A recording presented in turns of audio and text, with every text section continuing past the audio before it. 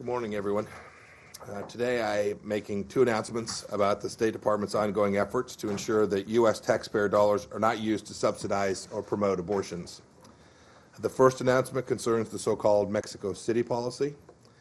This Reagan-era directive ensures U.S. taxpayer dollars aren't used to support foreign non-governmental organizations that perform or actively promote abortion as a method of family planning. President Trump boldly expanded the Mexico City policy in 2017. It now protects every human life impacted by the nearly $9 billion of foreign aid we spend on global health programs each year, and in turn protects more unborn babies around the world than ever before. This is decent. This is right. And I'm proud to serve an administration that protects the least amongst us. Now, 2 years into our administration, the vast majority of our implementing partners have agreed to comply with the policy, and they continue to work with us. This administration has shown that we can continue to meet our critical global health goals, including providing health care for women, while refusing to subsidize the killing of unborn babies. As Secretary of State, I've directed our team to take all appropriate action to implement this policy to the broadest extent possible. Today I'm announcing further refinements to advance our efforts to protect the least amongst us. As before, we'll continue to refuse to provide assistance to foreign NGOs who perform or actively promote abortion as a method of family planning. Now, as a result of my decision today, we're also making clear we will refuse to provide assistance to foreign NGOs that give financial support to other foreign groups in the global abortion industry.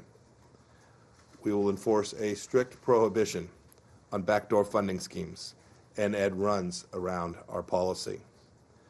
American taxpayer dollars will not be used to underwrite abortions. This brings me to my second announcement.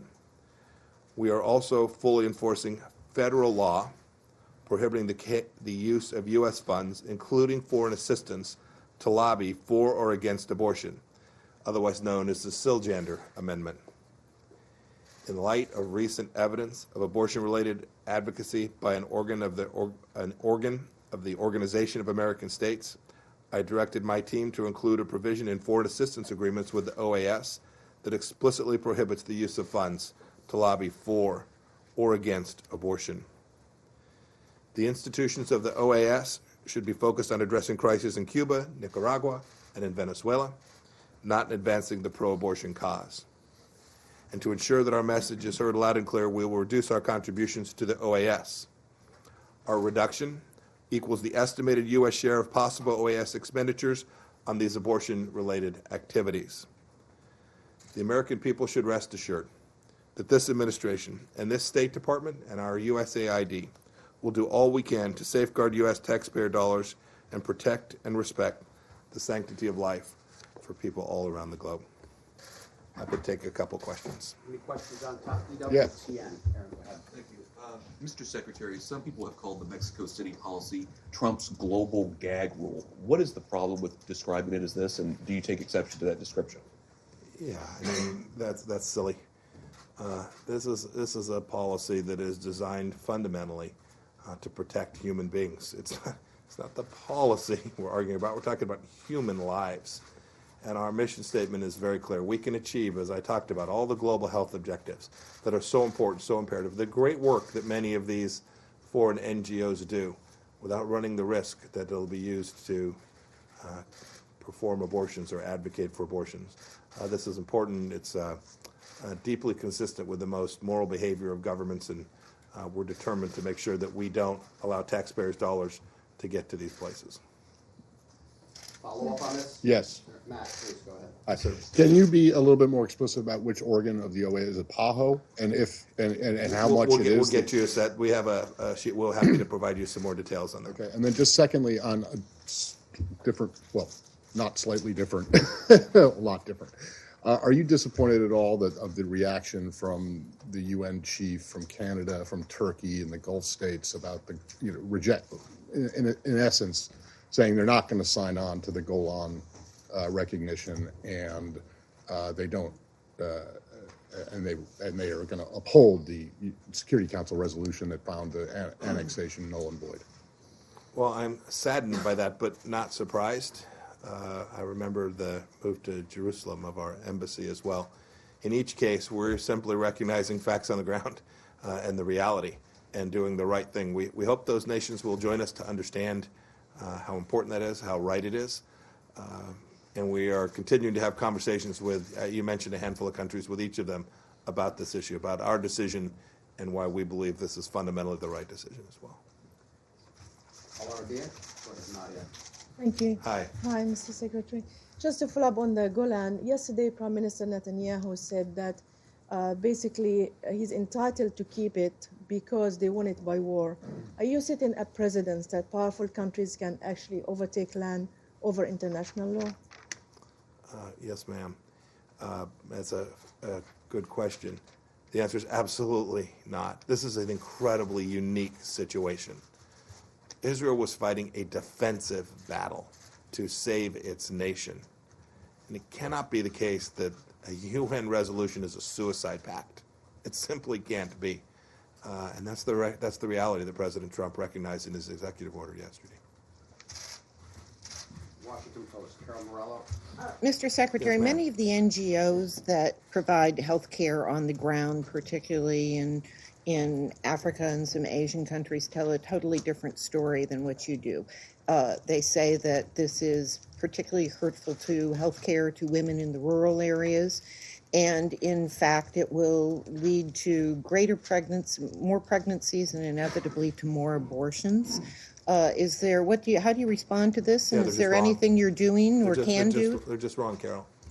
They're just wrong about that. This argument has been presented for an awfully long time, and they're just factually wrong about that. The monies that this administration is providing for global health remain. We are working hard. We're working alongside those NGOs that do some phenomenal work. The theory that somehow not protecting every human life is destroying human life is perverse on its face.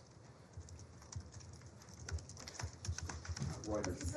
I'm going to follow up on that. So if you're cutting back on funding for this, would you expand it in any other areas connected to what Carol was saying on social development, gender equality, and anything on women's maternal health in developing countries? Yeah, I mean, I think the Trump administration has made clear since the beginning of the administration that the total dollars allocated for women's health issues and global health issues, it remains unchanged.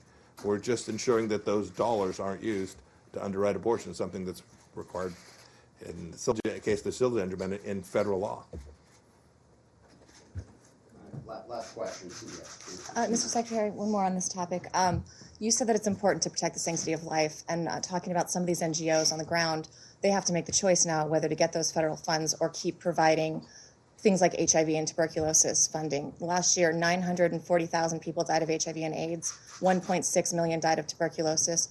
Are you prioritizing preventing abortions over services that could be provided to save those lives? And how does that fit in with the sanctity of life? I'm not sure I understand your question. PEPFAR, the United States, provides an enormous set of resources to prevent death from HIV. America is the most generous nation in the history of the world with respect to the particular instance you cite. These two don't run at cross purposes. One need not perform abortions in order to protect people from HIV.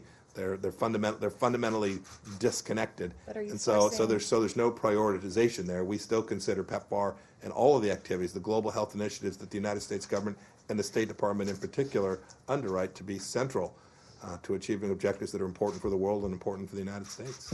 But are you forcing these NGOs to make a choice between providing this women's health service and receiving U.S. funds? No, they simply are prohibited from doing these things that run counter to the United States policy, which is not to use U.S. taxpayer dollars to underwrite abortion. That's all. Take one more? One more? Yeah. Okay, Kim Dozier. I'm sorry. Hi, yes, ma'am. Mr. Secretary, what is the U.S. asking for from China with regards to people of Tibet and Uyghur Muslims protecting their rights? Yeah, we've been very vocal about that and publicly, and had long conversations with them privately as well. What's taking place with respect to the Uyghurs is tragic.